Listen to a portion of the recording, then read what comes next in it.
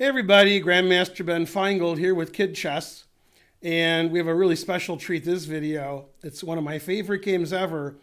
It's Edward Lasker versus George Thomas. Thomas was one of the best players in Britain around the turn of the century, and by century, I don't mean 2000, I mean 1900. And Edward Lasker, I actually met in 1979 in Montreal when he was 90 years old, and I was 9 years old. This game was played more than 100 years ago, and this is Lasker's most famous game. Not to be confused with world chess champion Emanuel Lasker. This is Edward Lasker. He was almost Grandmaster strength, but you're going to like this game. Okay, so they played a Dutch by transposition. Black plays f5, very aggressive.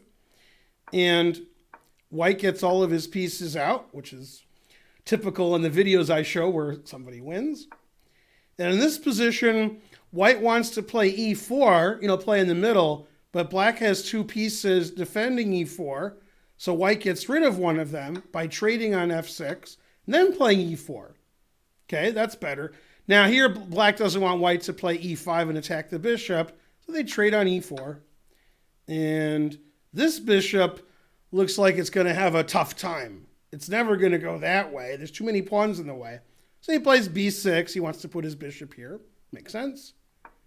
Knight e5, very aggressive move. He wants to play queen h5 check and attack that king. He says, I have two pieces out and you have one piece out. It's time to attack. And Black says, no, I don't want you to do that check. And he castles. Bishop to d3, getting another piece out. Bishop b7 as advertised, and queen h5. Okay, and in this position, Black made the losing move. So far, both sides are playing reasonably, and Black has two moves here that are possible. Black can either push the pawn here, attacking the queen, or take this knight. And instead, Black made the losing move, which is lucky for us, because we get to see a brilliant finish. We get to see the longest king march in history all the way up the board. And in this position, the queen's attacking the h-pawn, and the bishop is almost attacking the h-pawn. We just got to move this knight out of the way. Then, okay. Now, here's what Black was afraid of. Okay, I'm going to make a bad move for Black to show you what he was afraid of. That's a bad move. And now after knight takes check, we're going to take this h-pawn, because we have two pieces on it, and now White's winning. So Black, who saw that and should have played g6 or taken the knight, he played queen e7. And his reasoning was, if you take my bishop, I'm going to take with the pawn, and my queen defends the h-pawn. Pretty good thinking. It didn't work, but it was a good idea.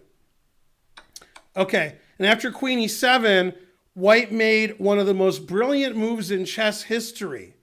Okay, it's a brilliant sacrifice, and it forces Black to have just a totally bad king with no defense. On the other hand, he does win a queen. But, as I've said in many videos before this one, the king is more important than the queen. He plays queen takes h7 check, sacrificing his queen. Black has to take it.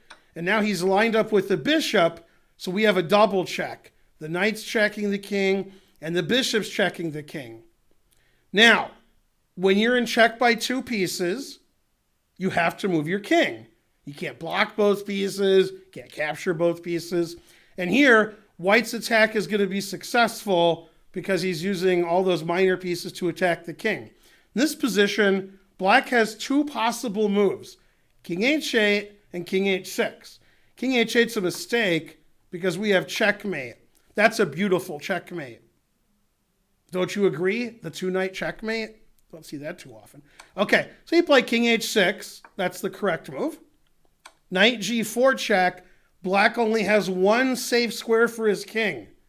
We got the bishop here. We got the knight here. So he's got to play king g5. h4 check. He's only got one safe square for his king. King f4. g3 check. He's got to keep moving up the board.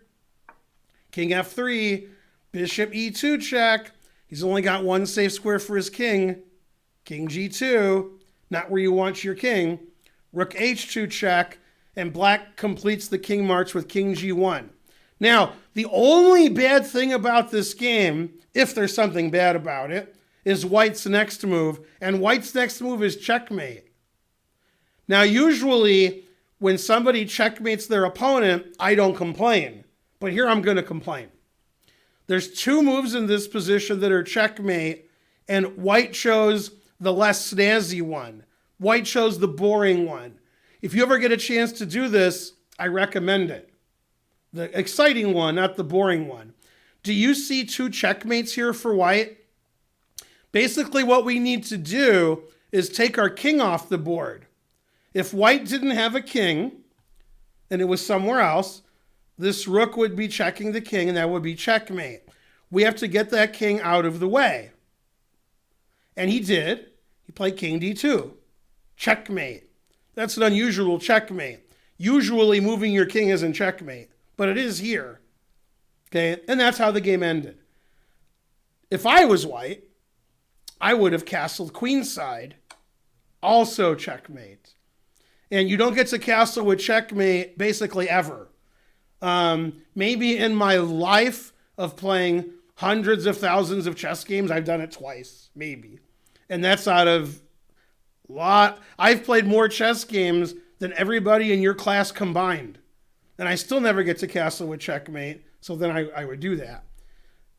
So that was an amazing game. White sacrificed his queen, and black only had one possible move and had to move his king up into the teeth of white's pieces.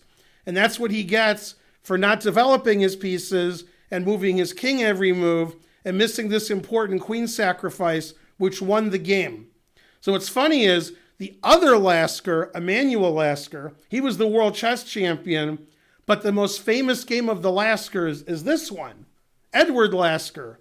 Okay, he played a brilliant game by sacrificing his queen, making his opponent's king exposed, and then later checkmating him. Good calculation abilities by Edward Lasker. And that's one of the most fun games that I know, because you almost never see a game where in the end of the opening, early middle game, one side is forced to move their king up the board. That's a good example of getting your king safe. You don't want to walk your king up the board. And white did it at any expense. The expense was a queen, but the prize was the king. Checkmating the king, more important than sacrificing your queen, so white won. I hope you enjoyed that game as much as I did. Oh, that's possible. I'm Grandmaster Ben Finegold, here for Kid Chess, and I'll see you guys next time. Bye, everybody.